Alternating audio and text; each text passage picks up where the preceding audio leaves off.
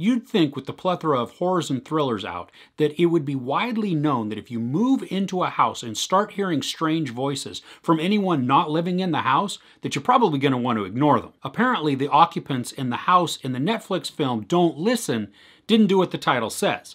So they did. You know, double negatives and all.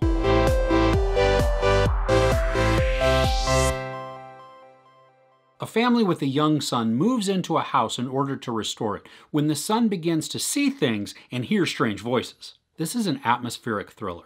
The setting of this large, dilapidated home in various forms of repair gives the opportunity for a lot of things to hide in the shadows. Because the home is being restored, there are large sheets of plastic hanging from the ceiling to the floor in just various different places. What that does is obscures your view of things beyond it, and that can set up some creepy things. And I love how there's just all of these things in the background. I mean, we have all of our characters or any of the action happening in the foreground, and then you'll see something in the back. And is it moving? Is it not moving? What it did, though, is it drew my focus from what was going on to really just intensely look at something in the back and try and figure out, am I actually seeing something? Do the filmmakers want me to see something? Or is this all just tricks of my mind? There are some crazy events that happen at the house, and one of them is strange voices start to come from a walkie-talkie. And it's not like some kid down the street has a walkie-talkie on the same frequency and he's just messing around. No, these are just disturbing, and they're kind of barely audible, but sometimes screaming and sometimes just ominous words or phrases. And what this does is it bothers the dad, obviously. So he seeks out this paranormal investigator who specializes in voices from beyond. Now, while there is some creepiness before he gets involved, once the paranormal investigator and his daughter arrive, everything really starts to ramp up. The visuals in this are good, and they really help to reinforce that ominous feeling. And I think it really helps the narrative too, that while you have the dad and this paranormal investigator both trying to figure out answers, we have the daughter who is an absolute skeptic, but she's just there to help her dad out. The first half of the movie does a good job of setting the overall tone of darkness. I mean, we have some creepy imagery, at least we think it might be creepy. There's certainly the voices that go on, and then even some events that cause us to kind of go, ooh, that's not right. But the latter half of the film is more thrilling than the first. I mean, the pace really begins to pick up, and it has this urgency to it where you feel that, you know what, we're up against something, like something has to happen in a very short period of time, or else we may not make it. I do wish the voices that we hear would have been a little bit more audible. I mean, most of the time it's covered in static and they're just kind of there. And I'm really taking the filmmaker's word for it during a lot of this, that they're actually saying things. Because as it stands, I was straining as hard as I could, and I would barely make out certain things. Now, I think it also helped because this is a Spanish film.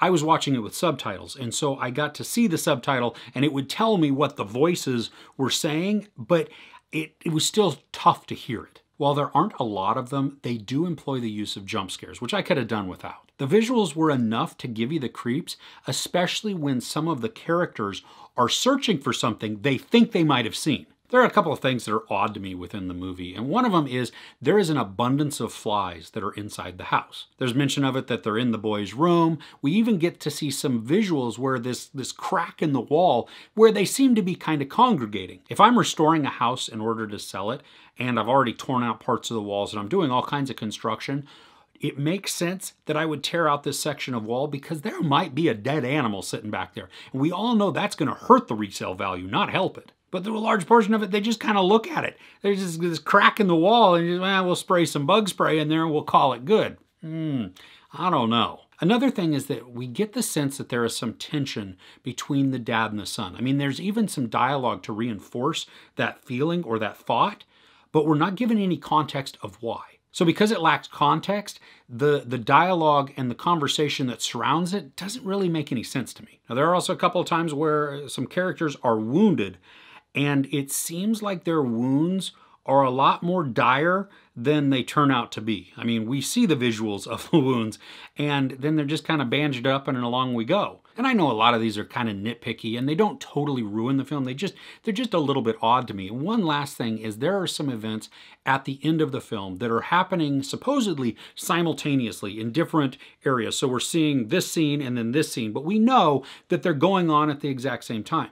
The problem, though, is that some of the scenes feel a lot longer than some of the other ones. That some of the other ones are very compressed, then you have these longer ones. So if they're all happening simultaneously, there's some characters who are just sitting around doing nothing. There are some really fun elements that are introduced towards the end of the film, and I think they rushed it. I think there was an opportunity to build more on the lore and thus make the story itself more impactful. As it was, it kind of felt like the characters were like, well, I suspect this, so let's go look. Okay, we found this out, now we're going to act on it. I know that that is totally vague and that doesn't really help you at all, but that's the sentiment that goes on, but I'm being vague so that I don't give spoilers, because really any detail in that scenario is a spoiler. But then we have the end of the film, and honestly, it made me appreciate the film more. It really worked. There's a darkness to it that is fun, and it's not out of left field. I mean, it stays in line with the movie and with the storytelling.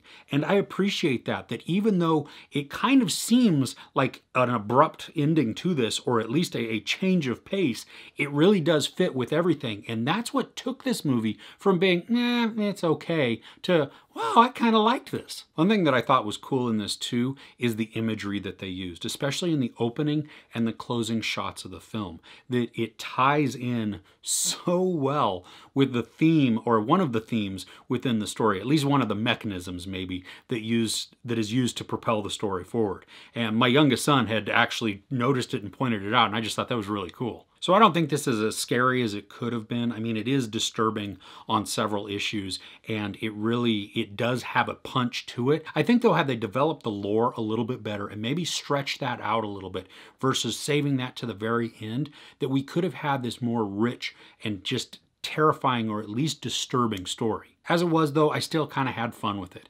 Also, you want to be sure to watch all the way through the credits for the ending scene. There's no sexual nudity, a lot of profanity, and some brutal violence. I give Don't Listen 3 out of 5 couches. What are you watching right now? Let me know in the comments below. If you enjoyed this review, please give it a like. Also, don't forget to share and subscribe. I'm Chris. This is Movies and Munchies. Thanks for catching with me.